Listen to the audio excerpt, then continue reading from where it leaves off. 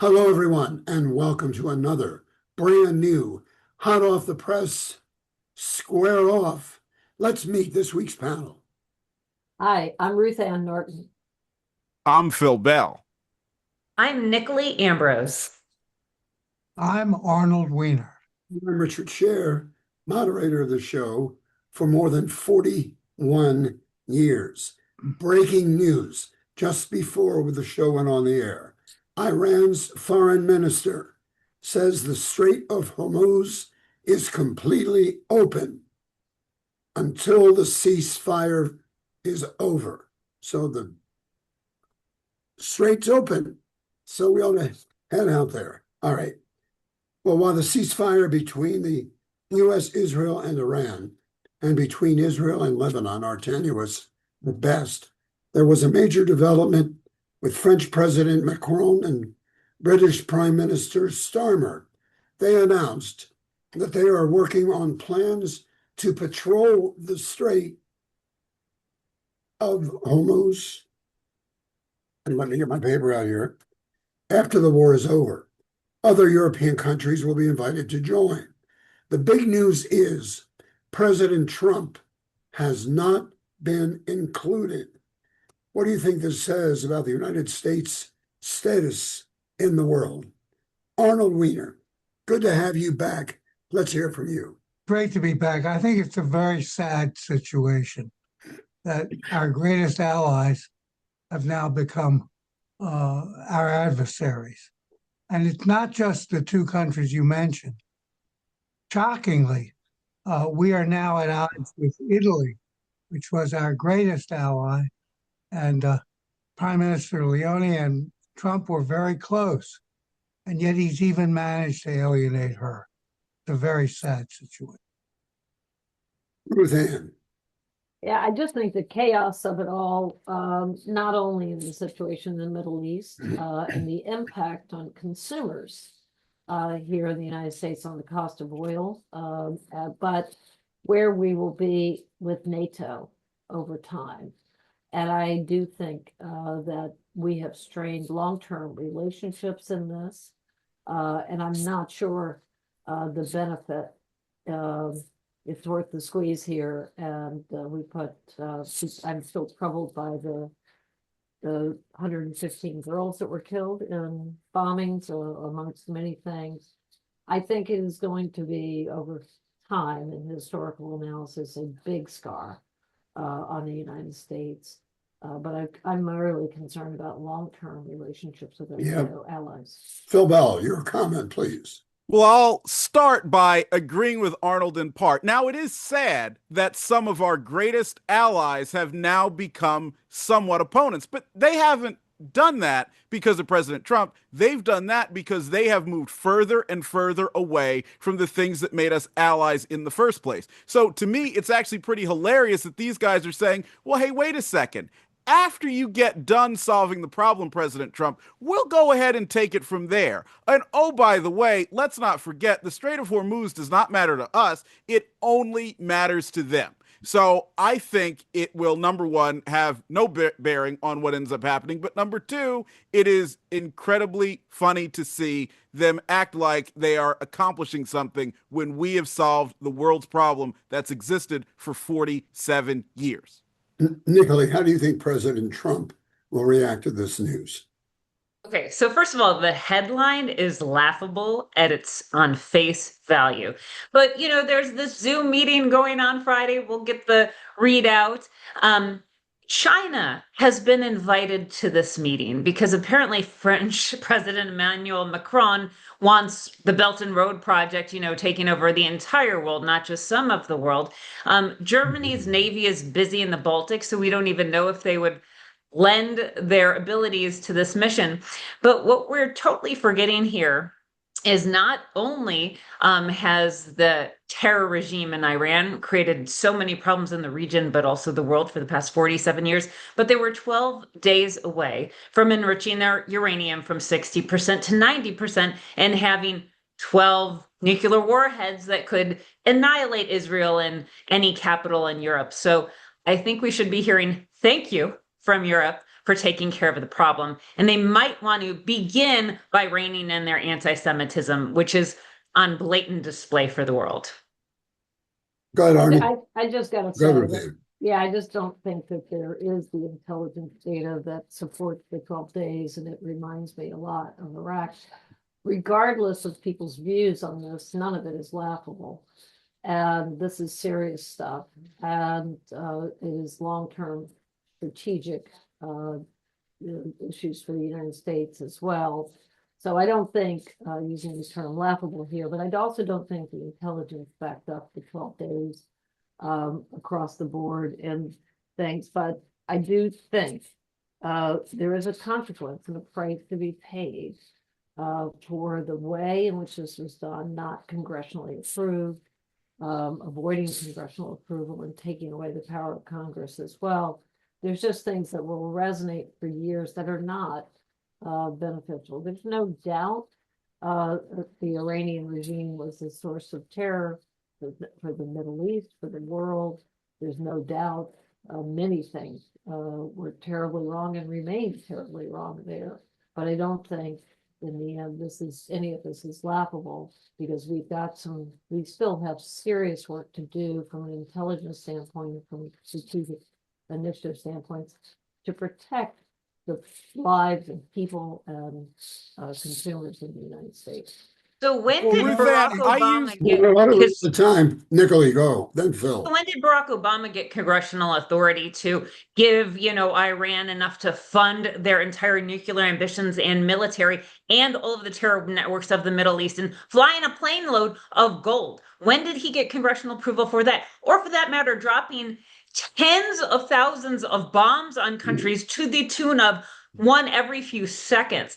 Furthermore, the point that's laughable is that President Trump, in his first presidential administration, his first visit was to the Middle East. Those Middle Eastern countries, which are also under attack by Iran, trust the United States. You know who they don't trust? Europe, who carved them up after World War II. What else did President Trump do? The Abraham Accords. What else did he do? In the second administration, do so much to bring more peace and stability to this region. Everyone wants Iran gone. And for the media to be dreaming of the starry-eyed Ayatollah in this revisionist history about terror leaders is appalling. So what's laughable is that France and Britain think they are in control of the situation because they have done nothing but facilitate bad behavior. What they need to do is say thank you to the United States once again.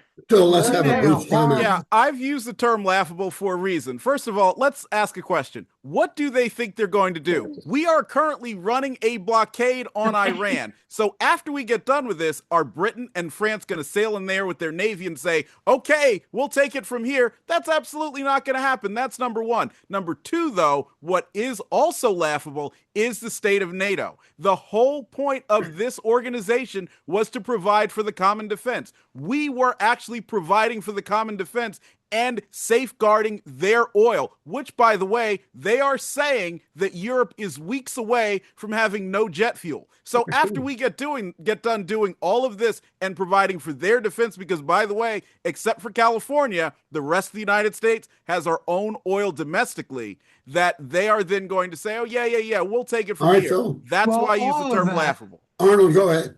All of that you've said, Phil, leaves out what I think is the most basic fundamental mistake that the Trump administration made here.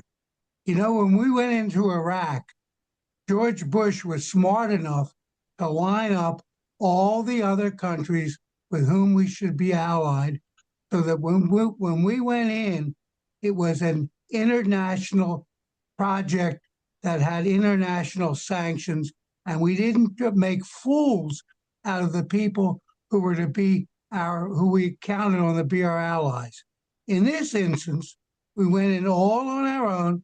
We didn't tell them a thing, and we didn't start yelling about common defense until we were stuck, and then we started saying, "What happened to NATO?"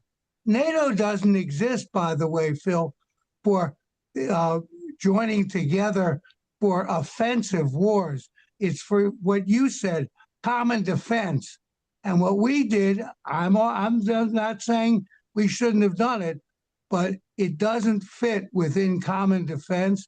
And I think what we've done is we've embarrassed every one of those other governments, which has their own people that they have. Okay, Arnold, we're going to take a break, ladies and gentlemen. You're watching Square Off right here at squareoff.net. And we want to thank the audience that continues to build each and every week. We thank you so very much. Here's the voice of Square Off, Howard Mellison. Thank you, Richard. Sure. You know, Papa's restaurants and sports bars are synonymous with the best crab cake you're going to ever taste. But there's a lot more to the Papa's menu, a whole host of specialty dishes you won't find anywhere else. So for fine dining, special occasions, or just watching sports, Papa's should be your number one choice. Yes. That's why Oprah put Papa's crab cake on her favorite things list. And Papa's ships their crab cakes all over the country with 4 locations, Parkville, Cockeysville, Glen Burnie, and Bel Air. I guarantee, like me, you'll become a Papa's regular. Oh, wow. You know, if you're experiencing any kind of foot pain that requires medical attention, I recommend Dr. Kelly Gagan. She's a well-respected, board-certified podiatrist and heel specialist. No one's immune from foot problems. Also, if your concern is the appearance of your feet, Dr. Gagan has a long record of success using laser treatments to correct the issue. Plus, they're safe, they're painless, they go right to the root of the problem. You can believe me, I'm a cured patient. So is Richard. Yeah. So give Dr. Gagan a call at 410-753-4422 to set up an appointment. Once again, that's 410-753-4422. And bad drivers are everywhere. That's why auto accidents are on the rise. And if you've experienced an accident, the insurance companies can't tell you where to take your car. This is the reason that more drivers are trusting Leading Edge auto body and mechanical repair. Leading Edge works on all makes and models and offers free pickup and delivery anywhere in the Baltimore area. 410-433-6433, or visit them at 5807 Falls Road in the heart of Mount Washington. Leading Edge makes your car look and run like new again. Now back to you, Richard. That's right. Jeff and the guys took care of Annabelle's car, Nicolee, just recently, and it went well. So you should know that Leading Edge is the leader. Now, there was another square-off going on from Easter until now. It's President Donald Trump versus Pope Leo XIV. Their disagreement over the war with Iran has escalated in spectacular fashion, and their comments show how differently each sees the conflict and its impact. Are any of you Catholics? Yeah. Well, go ahead, Ruth Ann. What do you think of I this? was raised Catholic, but I'm an Episcopalian today. It's what happens when you have a Baptist mother and a Catholic father. Shake it up and get Episcopalian.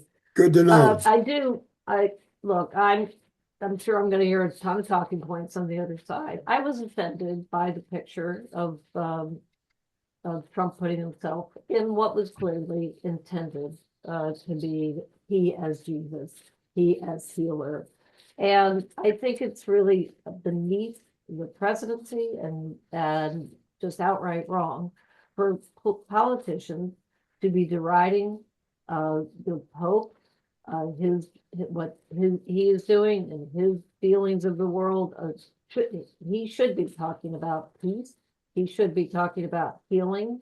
He is in the world of theology. He is not in the world of politics.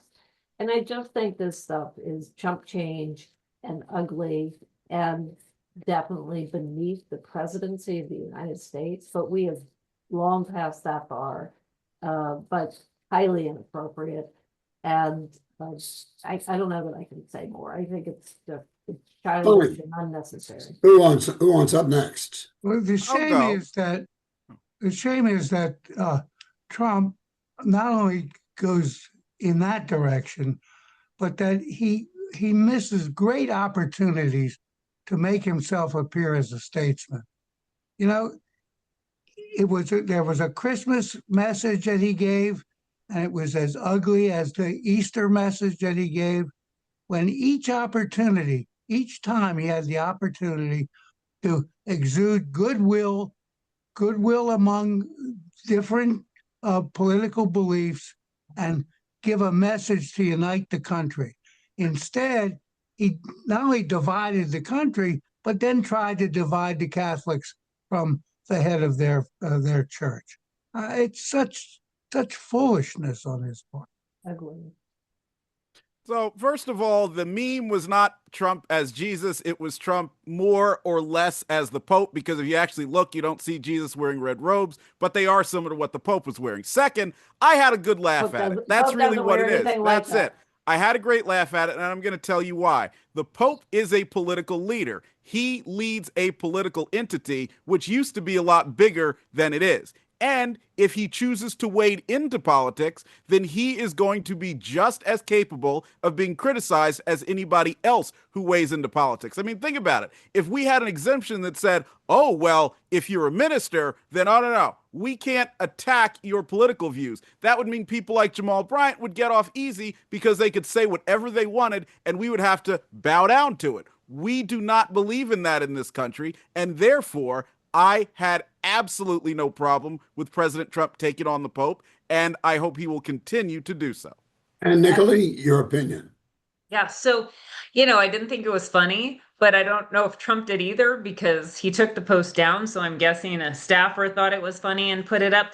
But you know what I'm upset about actually is that instead people aren't indignant about someone like, say, an Eric Swalwell, who has apparently allegedly been raping and molesting people since 2018 at least. And the Democrat leadership allowed this to happen and only decided it was a problem when he was threatening the California governor's race. How many years later? 8 years later. That's what I'm actually offended by, because that's actually something that affects everyday people's lives. And it's disgusting that people would hide such behavior for so long. Wait 1 second, Ruth. Hold it. Let's keep it on the Pope versus Trump. Well, I just want to say I agree with Nicolee on Eric Swalwell. And I agree entirely that he should have, that's the continual support when there were allegations, and this goes for all parties, and I think we can agree on that. Sexual abuse across the board, and this goes for Trump as well as everybody else, is unacceptable, and I agree. People had to have known and had to have let him continue to rise up in a political party. It's disgusting, and couldn't agree more. Well, on Swalwell. On that same subject, Nicolee, you went right to Eric Swalwell, who's a Democrat. I think you really missed the point, because in Congress was a fellow named Gonzalez who did the exact same stuff and even was more aggravated because one of the women that he perpetrated his wrongs on actually committed suicide. But because he was a deciding vote for the Republicans in the House of Representatives, none of that was ever made public. Was ever made a subject of scorn the same way that Swalwell was. No one was trying to get him out of Congress. And as a matter of fact, he was protected because he was thought to be an important vote. Now, somehow, for some reason, politics seems to trump everything, including decent, honorable behavior. And that's got to stop. And now, Arnold, it has to stop across party lines, not simply by attacking the other party for it. Right, Phil. Now, Arnold, I got to disagree with you here. The story with Gonzalez is quite a bit different. There is no allegation whatsoever that he was involved in any kind of improper relationship, except that he was married and the woman that he had the affair with was married. That's it. In fact, she has admitted, or she did, that she cheated on her husband. Now, whatever happened, it's very sad that she killed herself, but to implicate him as being a rapist is not true. However, Swalwell has been accused, and the women who accused them also engaged in contemporaneous activities that proves that he was involved with it, and that's why he took heat that others have not. All right, And ladies and gentlemen, hold Gonzalez. on. Ruth, let me just say this. We've gotten off the topic of the Pope versus Donald Trump. The Pope has declared Trump's threats towards Iran, quote, truly unacceptable, and pointed his flock to biblical text and church doctrine on war and peace. The Pope says it's not about Trump at all. Trump, meanwhile, posted that the Pope is, quote, weak on crime, terrible for foreign policy, and a captive to the radical left. Does somebody want to comment on that? Well, Well, I'd Trump be happy didn't to. stop there.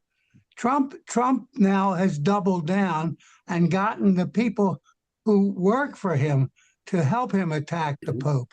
He got the Vice President Vance, who is a recent convert to Catholicism, to warn the Pope that he better be careful. And that's his language. You better be careful when he speaks about theology. So it's okay for the politicians to talk about theology, but a theologian can't. It's such nonsense. I think it would do all of us good well to return to some institutional norms for everybody. Separation of church and state, an agreement that sexual assault and impropriety, right, or should be beneath anyone serving in public office, anyone at all. But the politicization, the attacking, all of it is, look, I think the American public, like the Hungarian public, is going to show up and show out on the disgust of acting in disgusting ways. And, drinking the Kool-Aid and the talking points to back somebody no matter what they do is we do it. But from a standpoint of decent Americans, all of this is a bridge too far. And that's just the bottom line. Final comment. This on the topic of Trump versus the Pope, which I think we started a little while ago. Trump urges the Pope, quote, to get his act together and to focus on being a great Pope, not a politician. And here is Howard Mallison once again. I see you smiling, Nicolee. Thank you, Richard. For breakfast, lunch, or dinner, I don't know if any of you have not been to the Double T Diner, but if you haven't been, you should go. It's great. They're all over the place. And a great meal starts at the Double T Diner. All the menu choices are served the entire day. And the Double T Diner has locations everywhere. Route 40 West, Perry Hall, White Marsh, Bel Air, Laurel, Annapolis, Pasadena, and the Wow. EC Diner in Ellicott City. You've never seen a menu with so many selections. It's why the Double T Diner wins so many reader polls. Plus, Monday nights are lobster nights at By the Docks, part of the Double T family. Let them know you heard about them on Square Off. And if you or a family member has experienced personal injury, medical malpractice, or nursing home neglect, it's time to call the law firm Barry Glazer.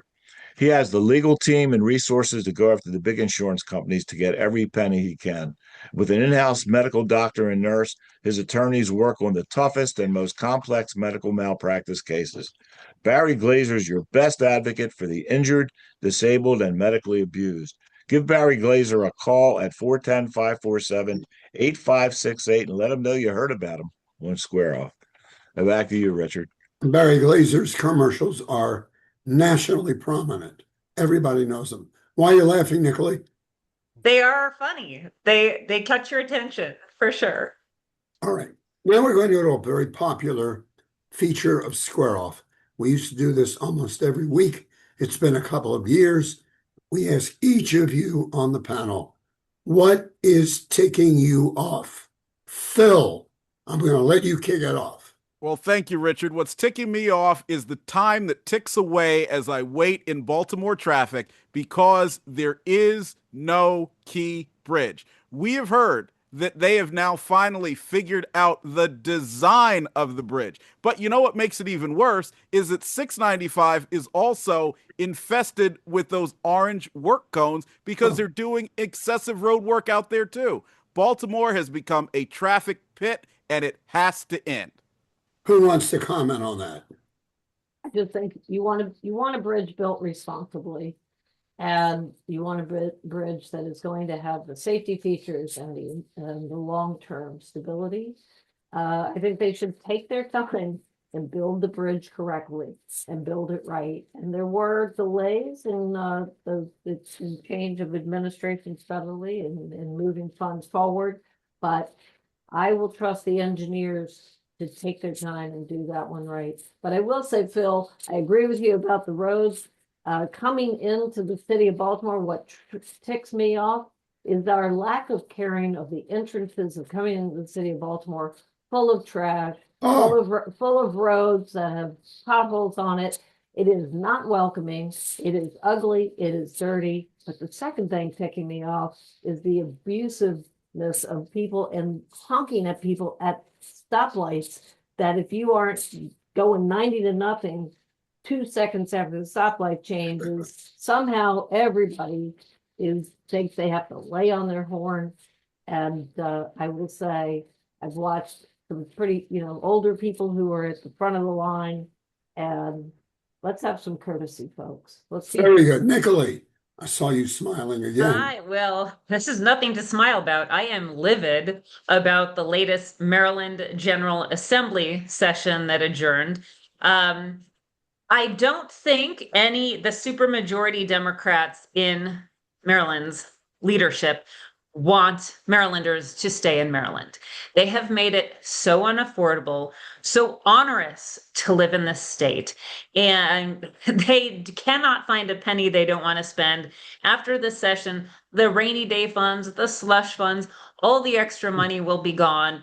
We had a huge tax increase the previous session, and no one's talking about it. And we have the highest energy costs in the nation. We have power grid after power grid, data center project after data center project that keeps getting approved. And yet we have shut down over 7 power plants and have no way to provide enough electricity for our residents, much less these data centers. So I am just horrified at how irresponsible our leaders in Annapolis is. This would be one of the most beautiful places in the world to live. Our only problem is politics. And it's just embarrassing. The incompetence of this is embarrassing. Well, I gotta say, Nicolee, that this is something that I know what I do for a living. The reason, two core reasons of those electric rates going up and is that we allow our utilities to circumvent the state and go to the federal electric regulatory commission, where they are able to negotiate higher profits for less performance. We do need to also ensure that around data centers, that if someone is building a data center, they pick up the costs and they pick up the damage of redirecting water and the pollutants that come from it. But on the cost of the utilities, it's PJM, which is a multi-state grid that has to be renegotiated down. But we have to stop the utilities from going to the feds, Right, and having the feds let them off the hook. Arnold. I'm sorry. The whole Hold on, problem you is we've can't taken out blame competition. PJM. The whole problem is you're killing the goose that laid the golden egg. You shut down power plants. You drive everyone else out of the state. No power company wants to work in this state because they have to deal with our crazy, insane communist General Assembly. So I'm sorry. I reject so many of the problems which you discussed are problems that were created politically. And that is why we have the most expensive power in America. And you have to contribute to PJM. Started under Phil. Hogan. Yeah. Started under Hogan. Arnold, go ahead. What really ticks me off is that Baltimore City cannot get its act together in so many crucial ways. Nicolee mentioned the potholes. So what are we going to do? The mayor announces we're going to study the potholes. Well, you don't have to study a pothole, just drive over one of them. And then there's the permitting process. We have all of these vacant and crumbling homes. We have lots of developers who would love to come in and work on them. But when they ask for permits, they wait a year. And what's our response? Our response is, well, we've just put in a new system to deal with the permits, and all that's done has been to double the time that it's taken. The police department, we brag about the fact that murders are down, but the murders are down the same way all across the country. But at the same time, instead of making the downtown a place that's hospitable for the surrounding folks to come down to the city, we let gangs roam around and motorcycle, dirt bike groups, and it's pathetic. All right, ladies and gentlemen, I liked what's ticking you off. We could do that for 30 minutes. You know that, Nicolee and Phil and Ruth Ann and Arnie? I think we all agree we want Baltimore to be better, and we got to start with some of this investment in downtown, the roads, cleaning up the entryways. There we can find some common ground. Driving from Baltimore is unbelievable. It's like going through the city dump. All right. Ladies and gentlemen, thank you so much for joining us here on Square Off. You can watch our show anytime you want at squareoff.net and at YouTube. Square Off Show. Who was that? Say that again. It's God. That's Square Off Show. It was the Pope. It was the Pope. Let's get back to the Pope. All right. We'll see you next time. Once again, we square off. Phil, thank you. Nicolee, thank you. Ruth Ann, great to have you back. Arnold, terrific. Stay well. And we'll see you next time. I'm Richard Sher when we square off. Bye-bye, everybody.